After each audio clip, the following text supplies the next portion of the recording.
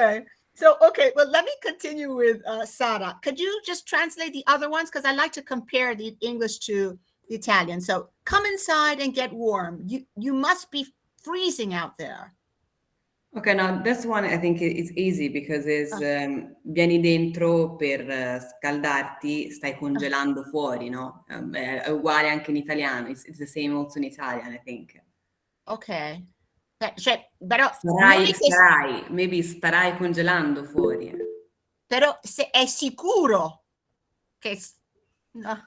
No, No? we don't use is sure or Ah. you must be, maybe it's, Oh, I think no. all right. So No, let's maybe yes, we can say It's sort of an imperative, though. the imperative. Yeah, kind of.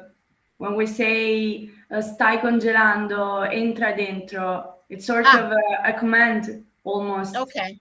It's almost like a command. All right. So Sada, the next one, you're a zookeeper. That must be very interesting. You're a zookeeper, that must be very interesting.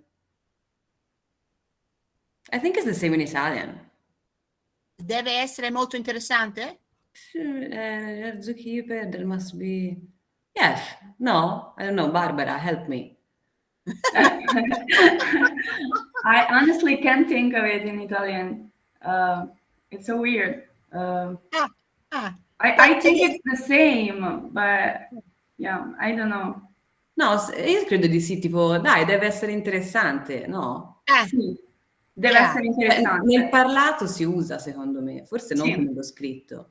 Okay. All right. So here we have our Italian version. Now, obviously, we don't understand Chinese, but I want to ask Jue Rue, is there something similar to this in Chinese? Would you say something like this in Chinese? Yes, like there is a word like 一定. And what does that mean? Yes, it means must or surely. Oh, surely. Like surely. Ecco. Right. Okay. Very good. Very good, everybody. Okay. So let's continue with Angela. Yes. Number 2. Okay, we use might, may, or could to say what we think, to say that we think something is possible, but we are not sure. Although may and might are sometimes used interchangeably, there is less possibility in the connotation of might. Okay. Did you hear that? Excuse me. So this is just something that I have added to at the end there about the connotation of might, because if you look in grammar books that are, let's say the latest grammar books will just tell you that may and might are basically the same thing. But if you want super correct English, right, you will understand that might is not as sure as may. It's not that they're not actually the same thing. They're used interchangeably by English speakers, but if you want to really use it correctly, and there's less possibility in what you want to express, then you will use might. Okay, so Angela, continue. Okay. Did you hear that? I think there might be a burglar downstairs. She's not sure there's a burglar, but she thinks it's possible. Okay, so what is a burglar? A burglar? Someone that enters your house uninvited and wants to rob steal. Exactly. Okay, continue. We will try to get there early, but we may arrive late if there's a lot of traffic. Mm-hmm. Don't put it up there. It could fall off and hit someone. Okay, so as you can see, there might be a burglar.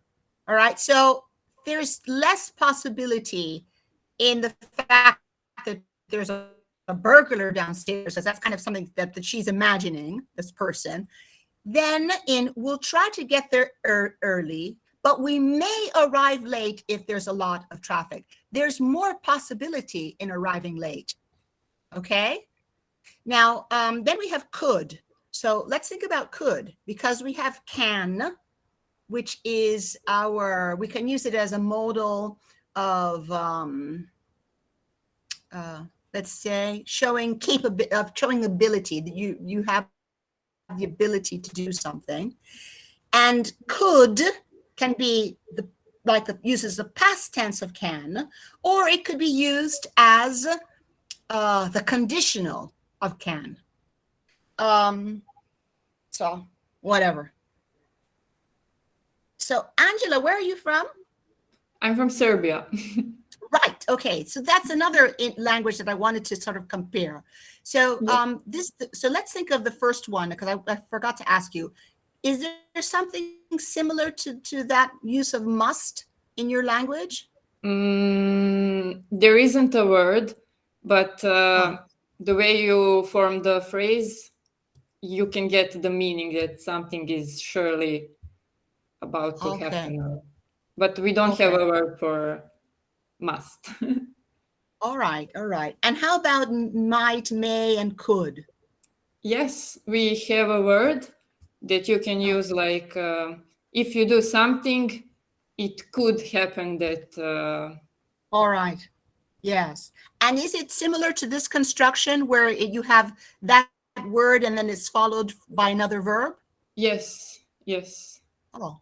I'm thinking about like maybe if I say in Serbian something like don't talk to me like that because you may regret it. You can say it in Serbian. Okay. You see, all of these languages they just fascinate me. It's so beautiful the way we construct languages language is constructed to communicate, and then each nation, each people, they have we have the different ways of expressing similar concepts. All right, let's go on to can't with Yuan Tong. Yes, we use can't when we feel sure something is not true. It can't be a burglar. All the doors and windows are locked. He doesn't know it's not a burglar, but he feels sure it's not. It can't be far away now. We've been driving for hours. Where's the map? Really? He has to work on Christmas Day? He can't feel very happy about that. Like other modals, like modal verbs, can't is followed by an infinitive without to. Excellent reading. So let me stay with you, Anton. So if we think of, so this is can't used as a modal of deduction, right? It's not the can or the can't of our can when we use it as a modal of ability. So for example, if I say, I can help you, right? Yes. Yes. What does that mean? That able to.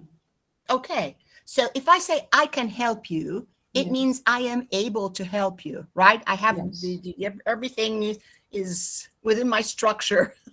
My physical structure is informed so I can help you. Okay. Now, the one thing that I want all of you to consider, and I didn't write it here because now this is like an aside. If we talk about a modal of ability. So Yuan Tong says that if you say I can help you, it means I am able to help you. What if I said, may I help you? Is it the same thing, Yuan Tong? May I help you? I think this may here has also the meaning of like asking for permission. Excellent. Yes. So I give you 3 points today. Thanks. Because that's another thing. All of you, be careful. Because when we're talking about can and may, not in this situation here of modal of deduction, a lot of people use it interchangeably. And they say, for example, you're in a class, you're in high school, and you raise your hand and you say to the professor, can I go to the bathroom? Can I go to the bathroom? Now, if you're a purist, with grammar as your professor is, as Adoya is, that is incorrect. However, now it's being accepted, but it's incorrect if you think about the meaning of the word. If you say, can I go to the bathroom? You're saying, am I able to go to the bathroom? So I would say to you as a professor, oh, I'm sure you're able to, but that doesn't mean that I'm going to let you go. What is the correct way to say it? May I go to the bathroom? So be careful, all of you. I know I'm just talking on, and maybe all of you, I'm losing you. So can and may are not the same things. One talks about ability, and the other one talks about permission. Here, can't, it's not talking about ability, and it's not talking about permission. It's talking about something that is, we feel sure that it's not true. Okay, so let's just go on to the next one. And Yuan Tong is, it can't be a burglar. All the doors and windows are locked. Yes. Is that, okay, so in Chinese, is it kind of like the same with must, that you just use the word of surely, or is there something like can? Yeah, I think it's also you also use the two word that Shuri said. Okay. Yeah. Okay. Something like must, surely is the same word in here. All right. Good. Okay, let's go on to the next one. Next slide. So these same modals of deduction, more or less, can be used to speak about the past.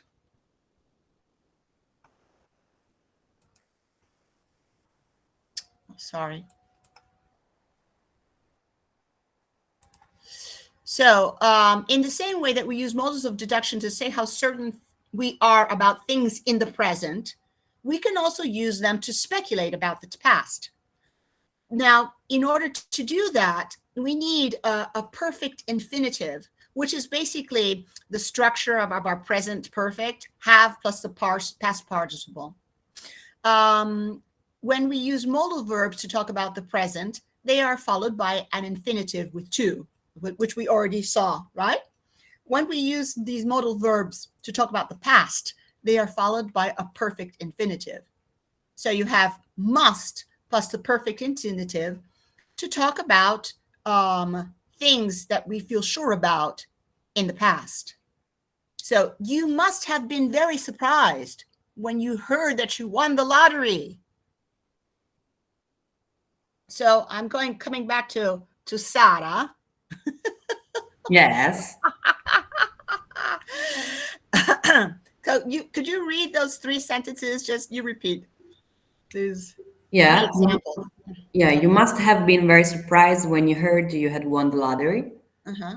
The thieves must have come in through the window. Look, it's still open. Oh no, where is my car? Someone must have stolen it.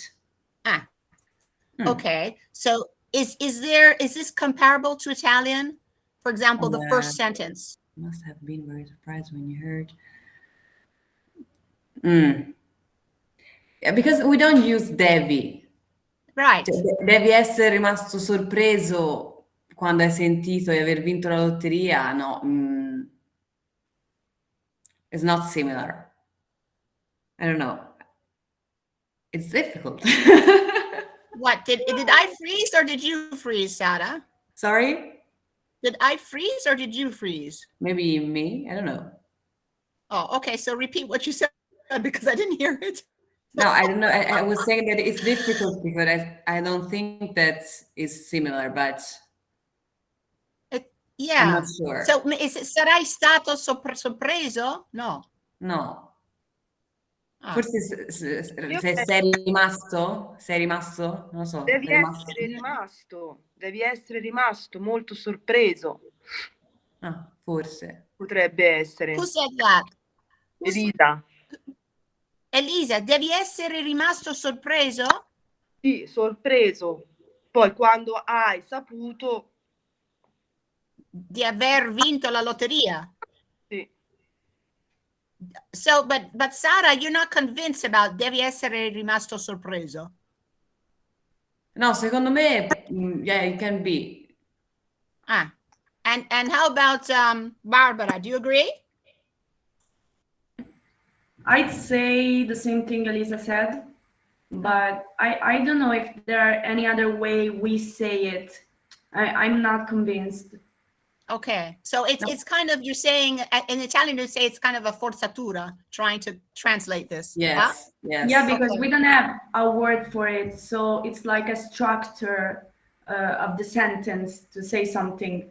We use, Okay, so what would you? So you wouldn't say this. So this is interesting because you wouldn't say this in Italian. So you would say, maybe you would ask a question. Oh, but I don't know. Eri sorpreso quando hai scoperto di aver vinto kind of, yes. Ah, I okay. I think I will say it like that if I had all to. right. Yeah. And how about Catherine? How about in French? Is there something similar to this? I'm sorry, I was thinking in Italian. Oh. But I think it's just the translation is not the good thing to do. It just you have to find the good expression and in another language to express exactly the same idea. So if you want me to talk about in French, I don't know. Okay, so Io now, direi, you sei said, rimasto sorpreso, non te lo aspettavi. okay, I think in French so it's quite the same translation because French and Italian is exactly the same grammar. oh, they're exactly the same. But there you have it. I love what you said. So you say it's useless trying to force like a translation on it because it's just two different ways of thinking. And that's what you all have to understand when you're writing, because you're thinking in your own language and often you're trying to translate your own language into English and it's just not coming through. That's why we study these nuances of grammar to show how the languages are just completely different and how you just have to, in some way, at a certain point, start thinking in English or in Chinese or in French or whatever. You follow me? You really have to yeah. I'm sorry. Can I add something? It's Yeah. just to make an example. In French, we take a shower. In Italian, you make a shower. And Yes. in English, you die in Bates Motel. It's different. You have You can have a shower. You have a shower. There you go. Je That's prends ma three douche. different ways. Je prends ma douche. I take a shower. Je prends ma douche. You take a shower. And I in take a English, shower. I'm having a shower. Okay, Adoya's having a shower. She's not here. And in Italian, you're stai Faccio la facendo la doccia. doccia. Ah, interesting. How about in Chinese? Shui Rui, do you take Yes. or do you make a shower? Like in Chinese, we use directly the verb, so it's like I shower. It's I very shower. strange. Yeah, no, it's not strange. It's just it's fascinating. How about in Portuguese, Jana? I think it's like prendere una doccia. So it's like French. Yeah. Okay. And Angela, Serbian? Oh, we have an exact verb that says you are having a shower. So Okay, you're having a shower. How about Russian? You see how many languages we have, Anna? Maybe più simile take shower. Take a shower. Take Okay. a shower. Okay, good. Come All right, French. so it's similar to French. All right, so let me share the screen again because now I'm just, it's grammar is fascinating. Some people think it's boring, but when you start thinking about how people think when they express themselves, then it just opens up a big world.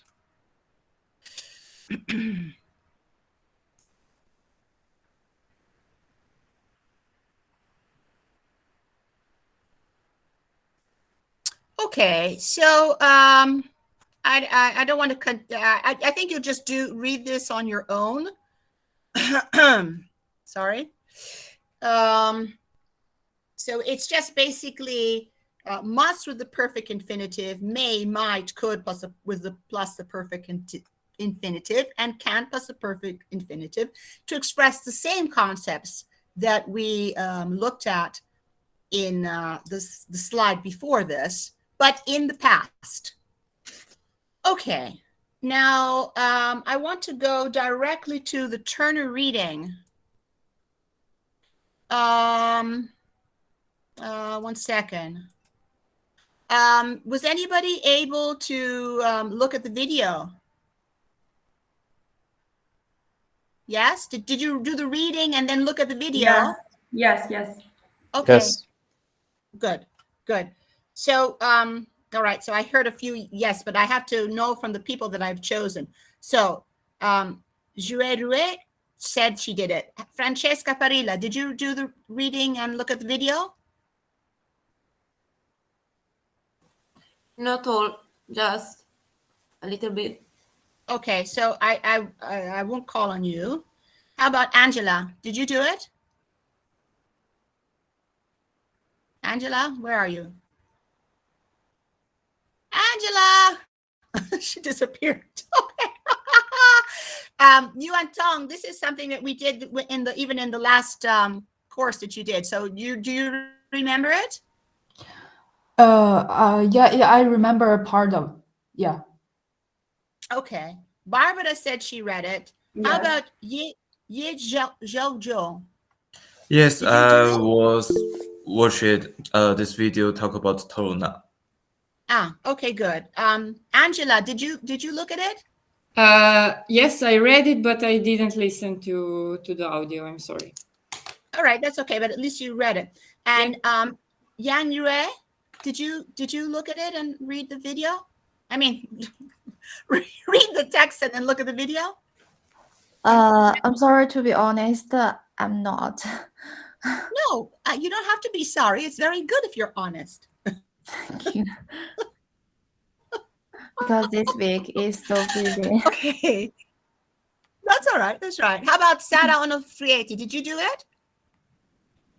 Yes. Yes. Yes. So Sara, I'm going to substitute now. Wait for you. Okay, let's look at the text.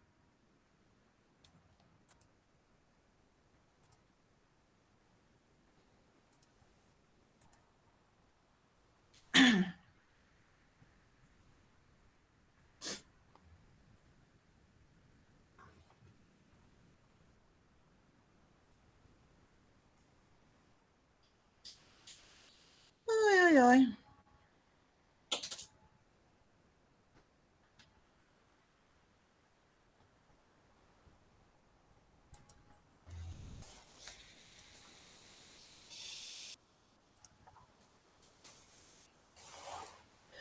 Okay, so I start with Sara. Okay.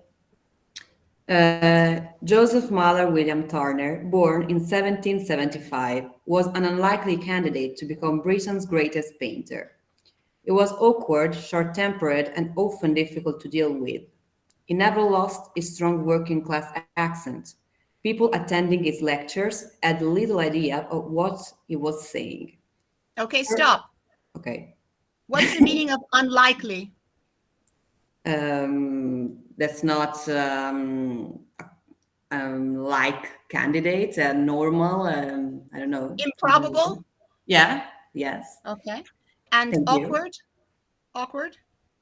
Strano. I don't know how to say another word in English. So maybe strange? Particular, yes, particular, strange. Okay, so it's also ungraceful. Ungraceful. That's that kind of, summarizes it. It's ungraceful. Okay. Without grace. And short-tempered? It was like angered, someone that can get angry easily. Excellent. Someone who Okay. gets angry easily. Okay. All right. And what is a lecture? Lesson is class lesson. All right. So when a professor comes into class, right? Yeah. And the professor starts going blah, blah, blah, blah, blah, blah, blah, blah, blah, blah, blah, and continues to blah, blah, blah. That's a lecture. That's a long blah blah blah. Okay. Jouer, jouer? I continue. Yes. And he never lost his strong working No, class no, no. accent. Stop, stop, stop. Turner traveled. Turner traveled throughout Britain and Europe, often on foot and carrying a paint box. He sketched and painted vividly beautiful landscapes that changed the face of British art. And when he died in 1851, he was one of the wealthiest and most famous artists in Britain's history. And throughout his life, he painted beautiful Continue. Hello.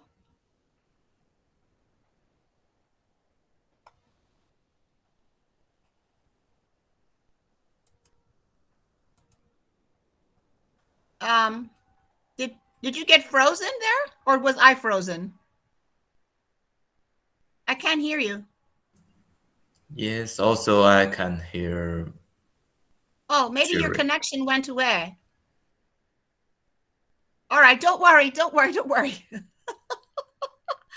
Okay, so let me go back, because since I cannot see you when I share the screen, let me go back to the screen, and I'm going to be asking Angela some vocabulary words, not jouer.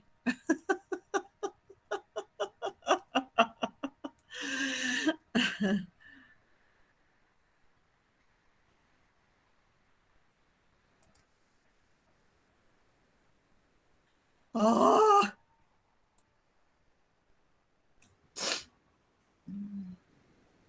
Okay. So Angela, what does it mean to travel on foot? It's to travel by walking, like Good. not using any transportation. All right. Just your feet are your transportation. Exactly. And what is a sketch? It's to draw something, like to. That's not It's complete a enough. little bit, yes. A sketch is like a really quick drawing, maybe. A quick drawing. Can we also call it a preliminary drawing sometimes? Yes, yes. Okay. And then it says throughout his career. What does that throughout mean? During his career. Okay. So throughout his career, he was always well aware of the key to success. The only secret I've got is damned hard work. What does that mean? That he worked really hard, that maybe he doesn't rely on the talent, it's just work. It's just, or maybe talent comes out of working a lot, drawing. I agree with that, yes. You agree with that? I also have a question, because Yes. vividly, I'm not really sure about the meaning. Oh, okay, very good. So we will ask Sara. Yes, I'm here for this. I mean, He sketched and painted vividly beautiful landscapes. in a clear way, can be. In a clear, striking way, maybe. Yeah. Yes. Yeah. Okay. Do you understand, Angela, now? Yes. Like All right. strong, something really strong. Very strong and clear. So, Angela, you can continue reading. Turner's life. Turner's life and career began in London. By 1788, at the age of 14, Turner was apprenticed to an architect as a draftsman. Okay, stop. So, wait. Not apprenticed. He was apprenticed. Okay. Okay. Apprenticed. Architectural views appeared in his works throughout his life. The next year, Turner entered the Royal Academy of Arts School at Somerset House. Okay, stop.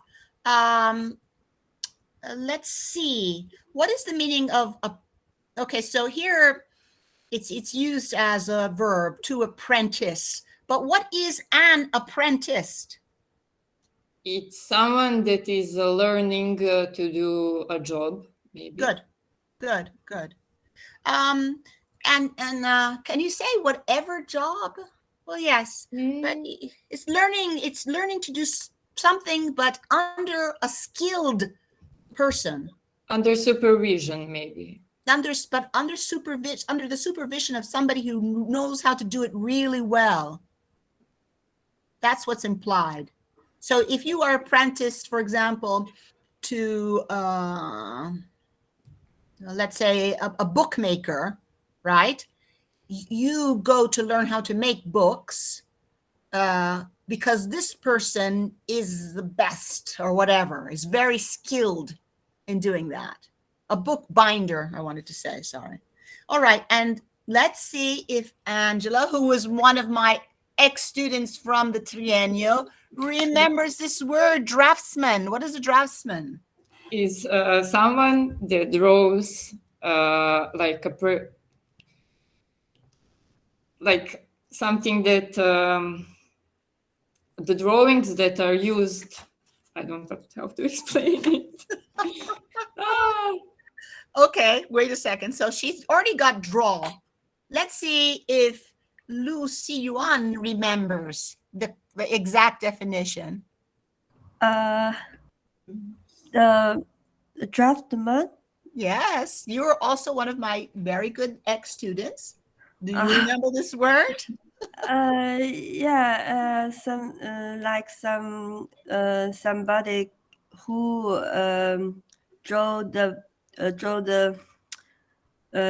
do the drawing of architect. No. No. No. That you're being too specific. A draftsman is somebody who excels in drawing. Oh. Okay, so that's a traditional meaning for draftsman, somebody who excels in drawing. However, with time, draftsman also refers to someone who does technical drawings. So it has two meanings. All right. Yuan Tong, can you continue, please? Its president. Yes. Its president's painter Joshua Renaud endorsed the prevailing view that ranked paintings in a clearly definite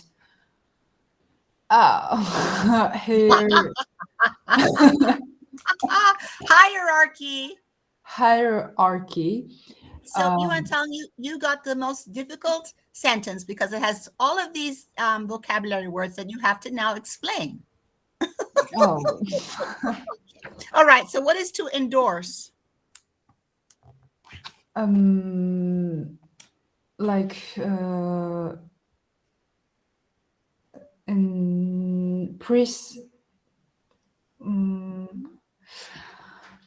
like I can't find the the word okay. to. Okay, wait. So I'm holding you suspended there. Elisa Testi, what is the meaning of endorse? Do you know? Like, excuse me, maybe support? Yes, yes. Or to support or to approve. Okay. All right, but it's better support. That's even better than approve. And prevailing? Like a willing is so he supported the prevailing view. Prevailing?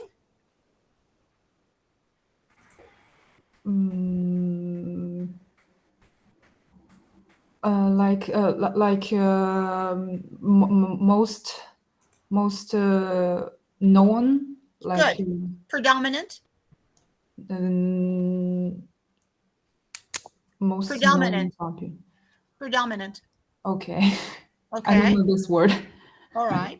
All right. And I know you've got the worst sentence. I'm sorry. And to rank? No, I don't know this one. Okay. Does anybody know this word?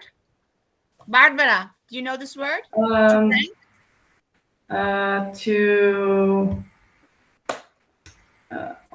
I can explain it.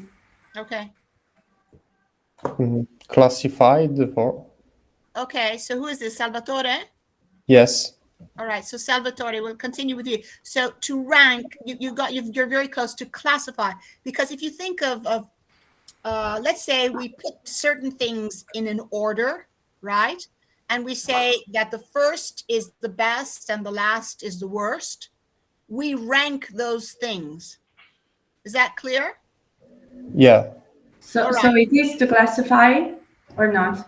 But Something organized in a list, on a list. okay, so to classify, but in the sense that I just told you. Okay. If you have a list of things, it's always, you have to think of it as like a list of things or a group of things, and you put one at the top because it's the best, and then the one at the bottom because it's the worst. You Okay. rank it. So it is to classify based on worth or value. Good. Okay. Good. So then we come to hierarchy. What is hierarchy, Salvatore? Hierarchy is, I mean, in Italian, hierarchy.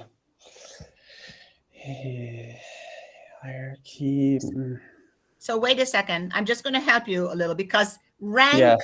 and hierarchy are linked. So if you look for the definition of to rank, you'll find to give a position in a hierarchy, right? It's like a political position or something. No, it doesn't have to be political. It's just, listen to what it says. Persons or things arranged in a graded order. So that list that I told you, right? You say this in a is ranked it's a ranked position. Good. So the hierarchy says that, as we will go along, history painting is the best. Still life painting is the worst. You have this kind of a list that ranks different types of painting, as we will go on to discover. And that list is the hierarchy of painting. Okay, so Salvatore, you continue. Okay. History painting was considered the noblest because it could portray events drawn from history, accidents, literature. No, incidents.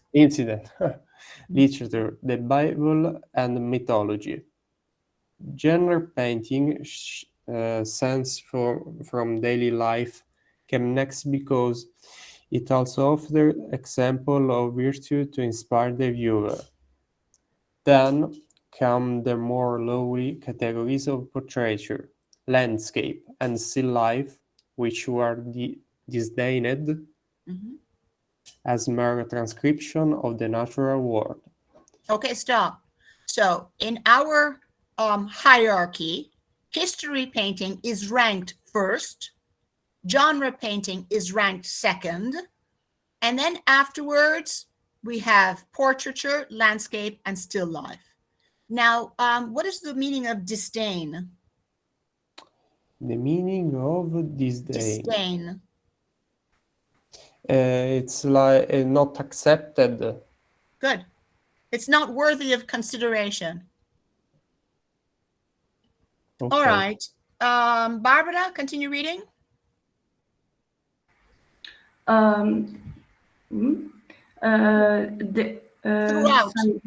Throughout his career. Throughout his career, Turner struggled to elevate landscape painting and demonstrate that he could equal history painting in complexity and expressive power.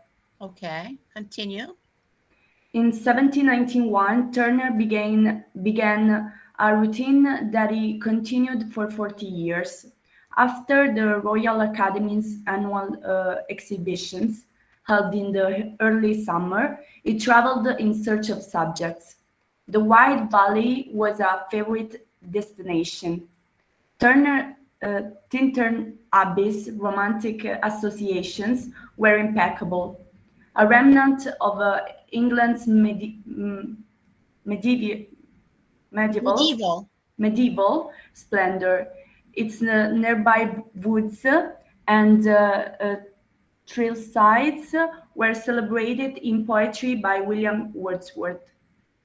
Once Okay, again, okay, I'll read it. okay. Once again do I behold these steep and lofty cliffs that on wild secluded scene impress thoughts of more deep seclusion and connect the landscape of the quiet of the sky. We have here this 18th century language. What is a routine, Barbara? A routine is something that is repeated throughout a period of time, maybe every day or maybe every year. Good, good. In search of? Looking for? Very good. And how about impeccable? Almost perfect. Very good. So, and attention everybody, romantic associations. Romantic associations. What are we talking about here? Are we talking about associations with love or with something else? Or are we talking about romanticism? Romanticism. Ecco. All right, so let's keep that in mind. Okay. Romanticism is already hinted at here, right? He says, Wordsworth, you're in this, you're within nature and this deep seclusion, right? Thoughts of more deep seclusion connect the landscape of the quiet sky. So it's kind of refers back to even our poem about with motif by Ezra Pound, being within nature and the seclusion within nature brings about thoughts. Okay, let's just finish this off. This is too long.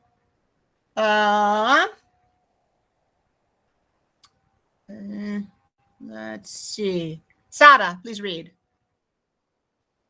Yes. So Turner adopted the picturesque approach, but focused on the abbey itself. His precocious virtuosity as a watercolorist was beginning to emerge. By the mid 1790s, Turner had taken up oil painting. He learned by looking at 17th century Dutch marine paintings, and especially the idealized landscape by two French artists who worked in Italy, Nicolas Poussin and Claude Lorrain. Turner followed Claude's example by ennobling landscapes with historical or mythological figures. He made frequent visits to Wales. As he moved farther into the mountains, he found subjects that were essential to one of the most powerful elements of late 18th century aesthetic thought, the sublime. The sublime. The sublime. Okay, very good. Salvatore, read it. Yes. The idea of the sublime, embodied by the overpowering majesty of nature grandeur, was an idea popularized by the philosopher Edmund Burke. For Burke, contemplating that grandeur either directly or in paintings, Overwhelmed. Sorry, I'm not Jeremy Irons. I'm not Jeremy Irons either. In Italian, it's like we say, I'm not Luca Ward. So you want to give it a little bit of a British pronunciation then? Overwhelmed. Right. Overwhelmed. Viewers with feelings of fear, awe, and exultation. Continue. Okay. It's also a moral element emphasizing man's insignificance and humility in the face of the terrifying force of nature. Turner's interest in the sublime led him to travel to Switzerland in search of wild landscapes that were thrillingly vast and remote. He turned Edmund Burke's vision in any direction he chose. He chose. Okay, very good. So let me just come back to you quickly. Okay, so let's just, I mean, we can't talk about the sublime. We don't have time. But how does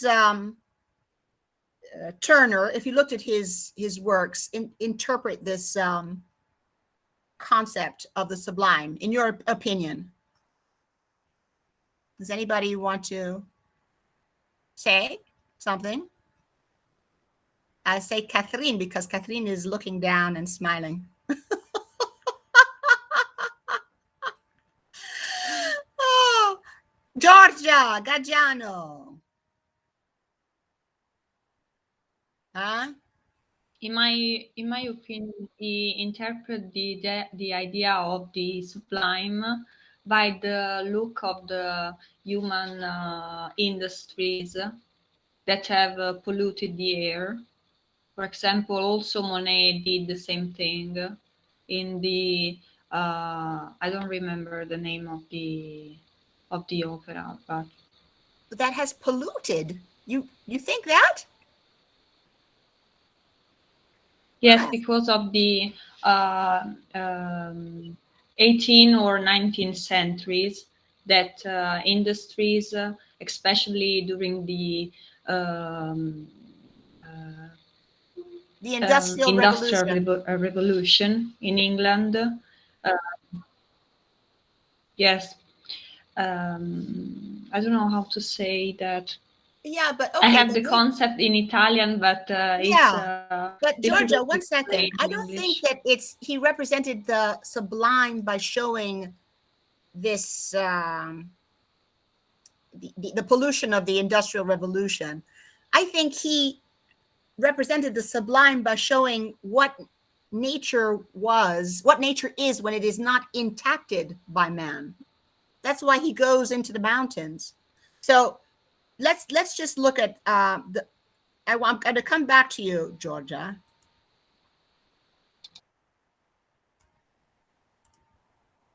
And I want to just look at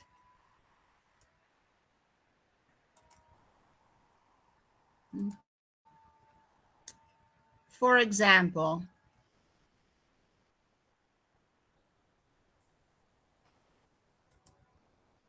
if we look at, no, that's not what I wanted.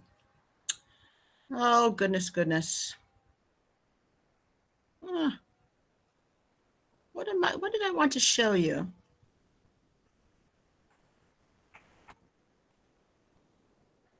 Okay, so be patient, everybody.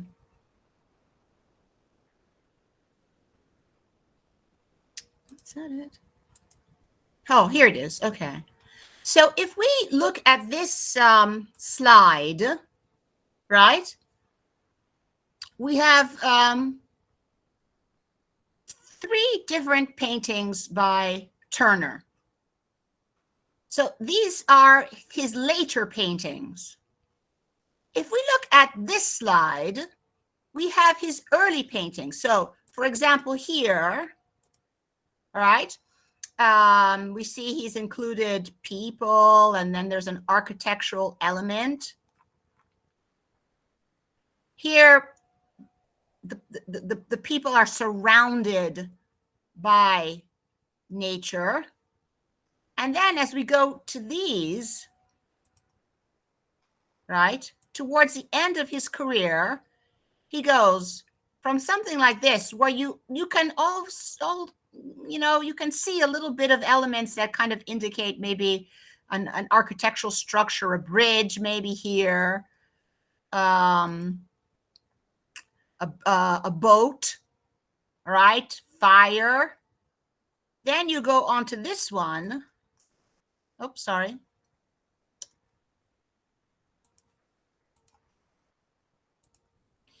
And we're seeing always less and less of something that indicates a real thing, like a boat maybe here. Until we get to the last one. All right, here we go. and it's completely he's come to an abstraction here. So having looked at this, where does this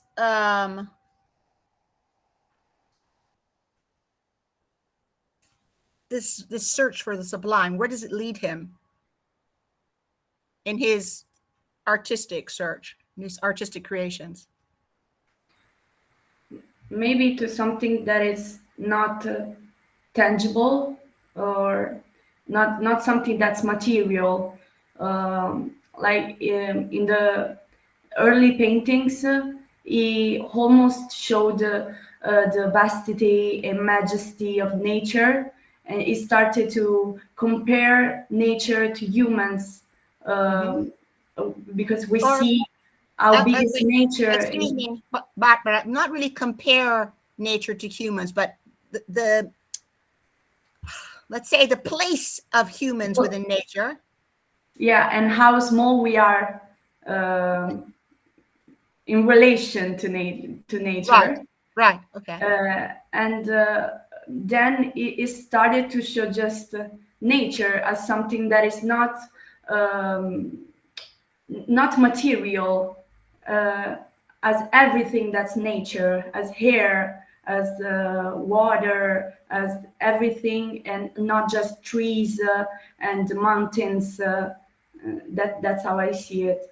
So can we say that in the end, his artistic search brings him to almost want to represent the force of nature, the essence of nature, which goes beyond these, the tree, the water, as you said?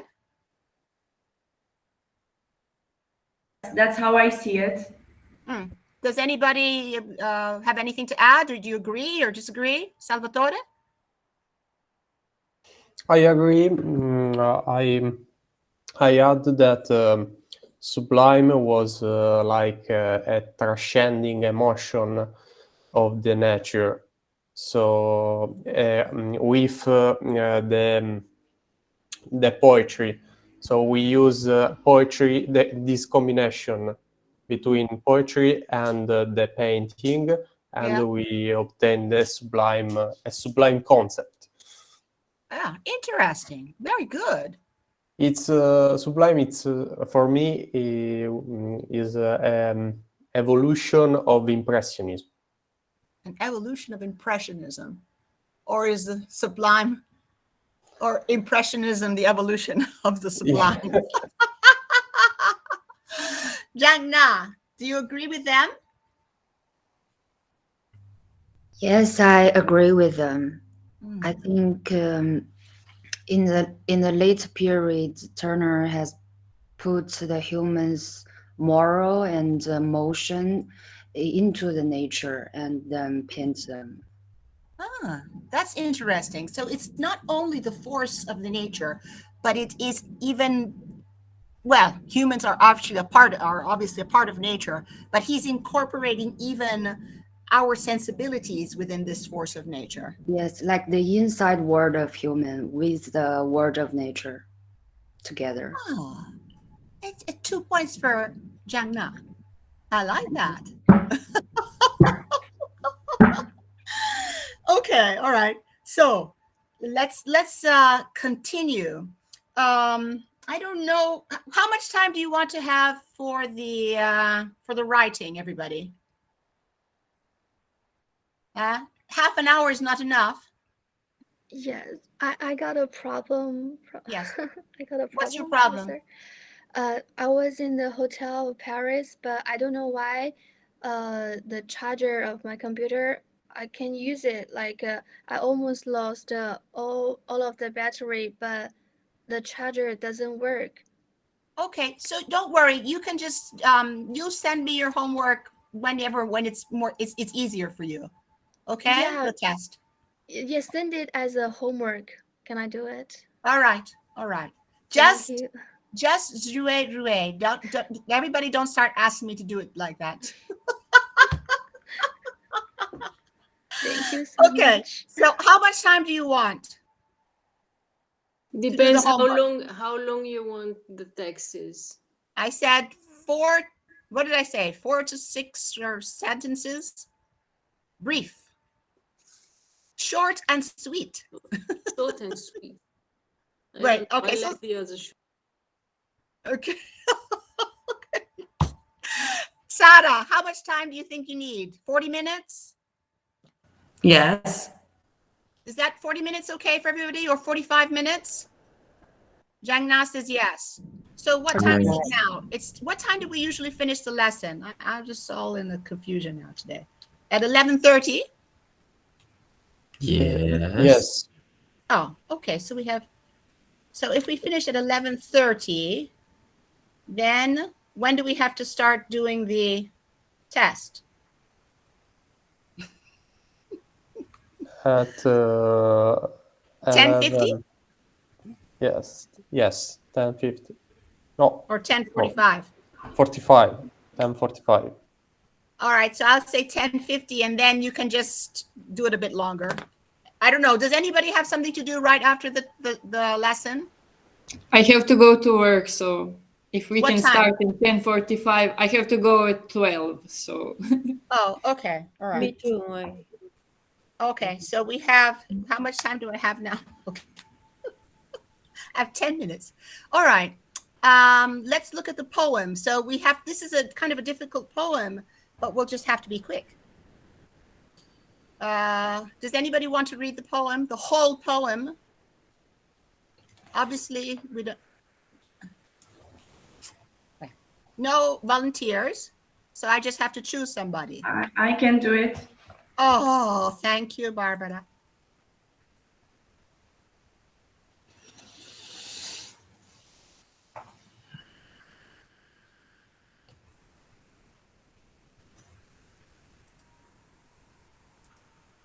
Right.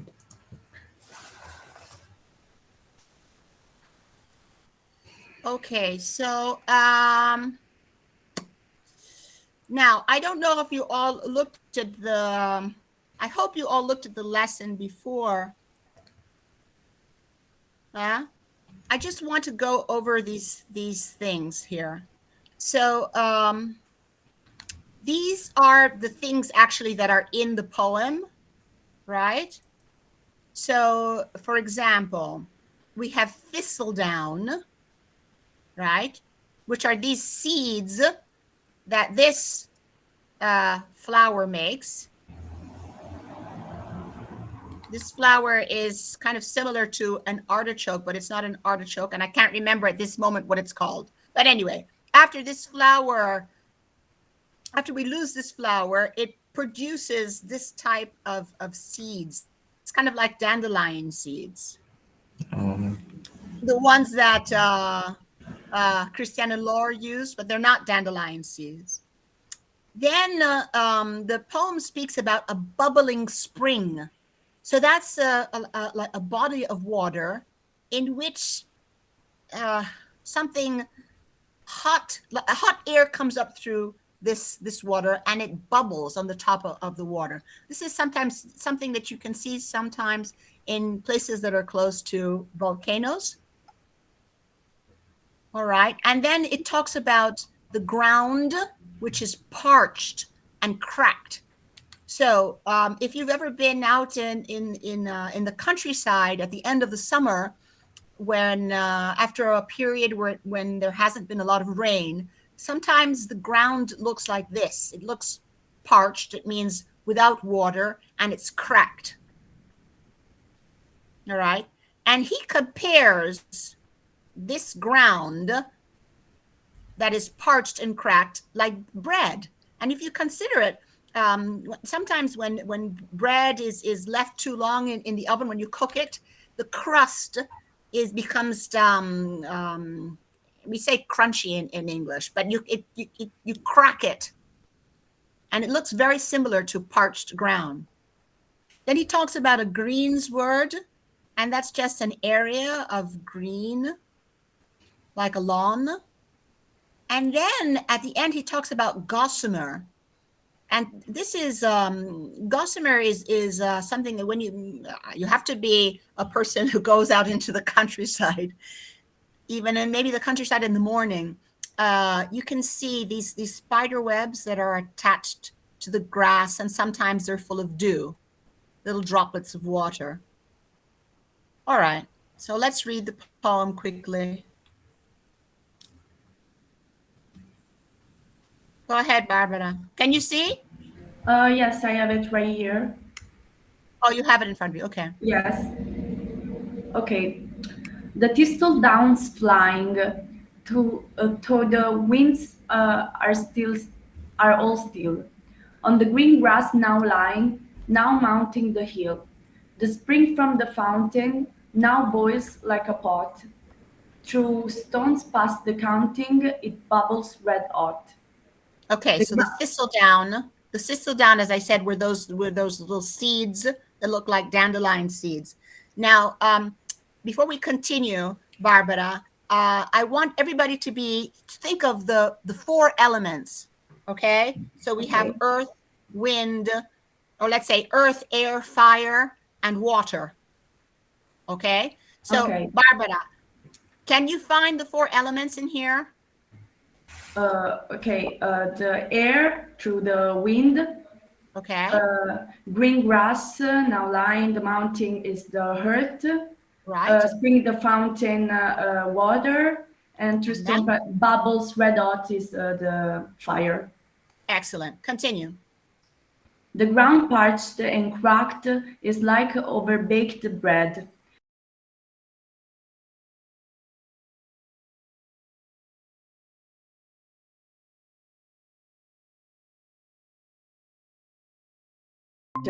Flanked from wheat onto wheat. Wheat onto wheat.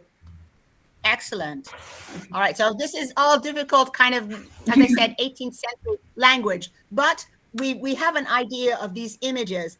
Can we find the four elements in here as well? Okay. The ground parched, dried out is the earth. Right. The greensward racked bend is the earth as well. Is the earth as well. Glitter like water. We are talking about water. Gossamer's Twitter, the hair. Okay. The gossamer's Twitter flung from wheat onto wheat. I see so hair. The air. Good. And then I don't know. We don't really have the fire here, do we? No, I can't find it. Right. Unless we think about the fact that everything is dried up and dead because of the heat. Yes. In this sense, it's more figurative. Right. Okay. Continue. Hilltops like hot iron glitter, bright in the sun, and the rivers we're burn to gold as they run. Okay, I'm sorry. So we're eyeing. That means we're looking at. We're looking at. Okay. Burning hot is the ground, liquid gold is the hair. Whoever looks round sees eternity there. Okay, so tell me, where are you seeing the elements? Hot iron glitter, bright in the sun, the fire. The rivers is the water. Burning the water, but they burn to gold. Everything is burning here. Okay. Yeah. It's related to the color, right? But everything's burning. Continue. So once again, fire. Burning hot is the ground. So once again, fire, but also earth. Good. Liquid gold is the hair. Talking about hair. Okay, not hair, but air. If you say hair, it's what I have on my head. Okay. Right. And which one did I not say? And so even burning gold is the air. We're referring to the air, and also it goes back to the fire again, right? Okay. So you said all of them. You said the rivers and the earth and the fire, and then the end. Whoever looks round sees eternity there. So okay. So this is a description, his description of autumn, right? Yes. And it's not something that's kind of that we have to kind of look at and think about like Emily Dickinson's poem or Ezra Pound's. But the last line, whoever looks round sees eternity there. What does that mean? That all of these things combined bring him to see what? The nature. Yeah, nature and as a concept of eternity. So if you, it goes, I think it's a good thing that you read this because it goes back to what you said to about Turner, if you think about it. You know, Yes. he starts with his representations and then he ends up representing an essence of a force. And this, I think it's the same thing that's happening here. Yeah, also because it looks like he's describing nature as a whole through autumn. So he's talking about autumn, but he's talking about everything, all of the nature. Brava, brava. Which is what his is eternity for him. Yes. Okay, very good. All right. So think about that, everybody. So this is we've already talked about two approaches that are very similar towards this concept of first we talked about the sublime, now we're talking about eternity, we're talking about nature.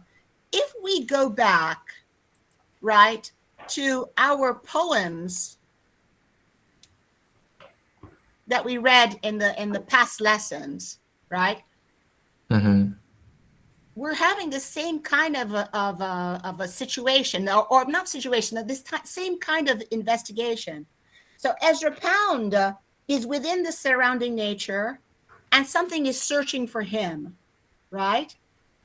But in the same time, he's within the nature, and he is searching for it. And Emily Dickinson, as we said, through nature, right, or through her description of nature, she either creates nature with her poetry. She creates this element, the rose, or through poetry she becomes the rose, or it's the transforming nature of art that makes us that can connect us to nature or make us a part of nature. Okay, so think about all of these types of things. I'm sorry we had to just rush through this. Think about all of these types of things when you're writing your brief story. Okay. Okay, so let me post it, and then you'll tell me if you're able to see it.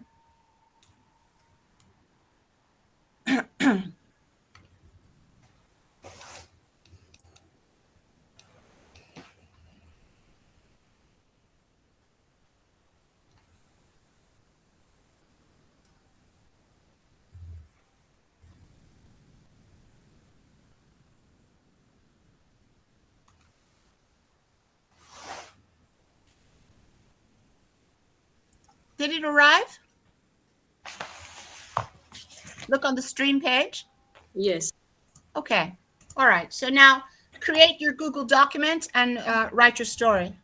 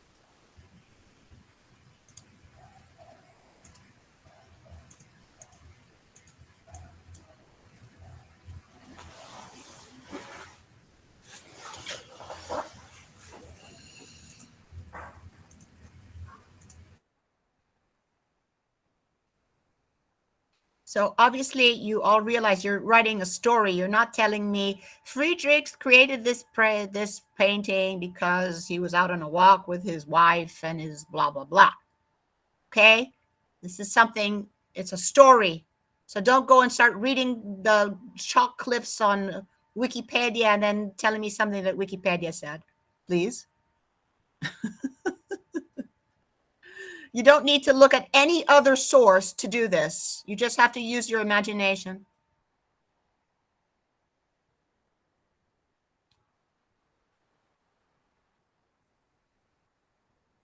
So we can just imagine like three people know the That's right. artist and his wife, no? However you want to imagine Okay. it. Yeah.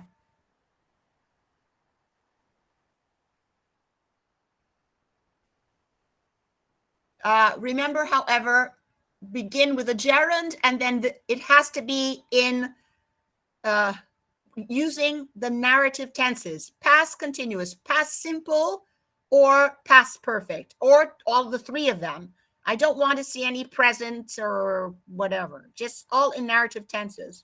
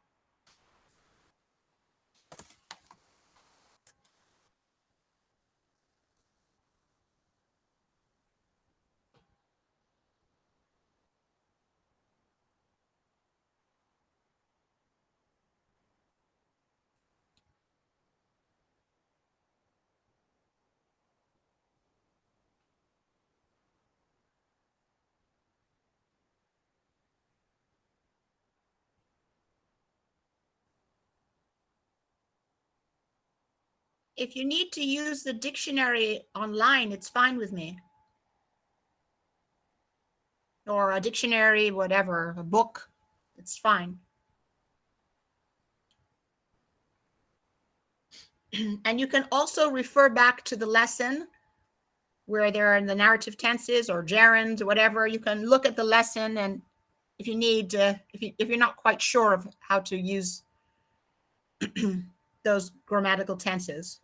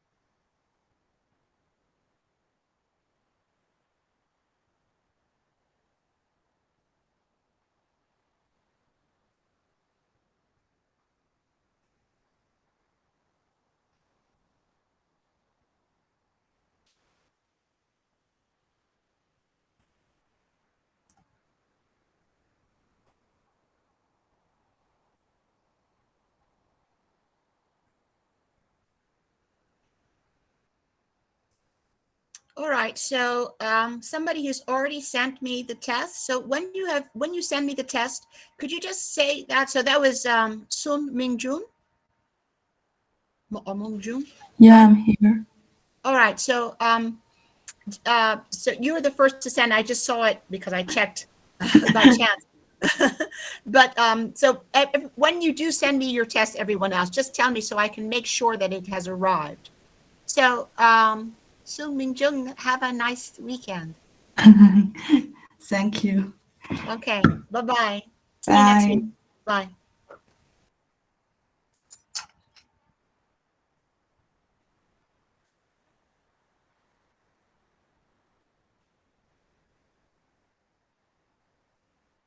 Excuse me.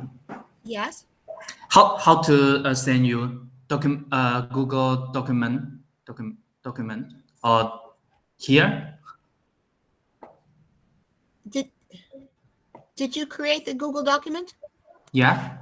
And doesn't it say send or at the top? Okay.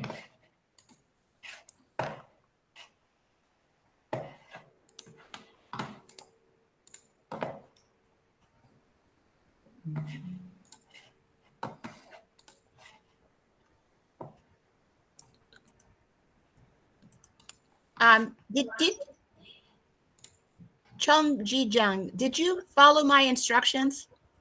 Yeah, wait a moment. I check. I don't think you followed my instructions.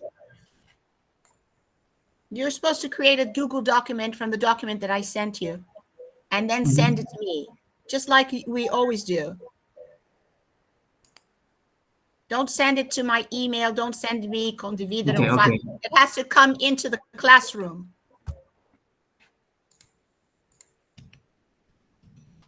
Excuse me, Prof. Yes. Do you received my document? Did I receive your document? Let me check. Yes, I did. Okay. Thank you. Bye. Have a nice weekend. Have a nice too. Bye. Thank you. Thank you.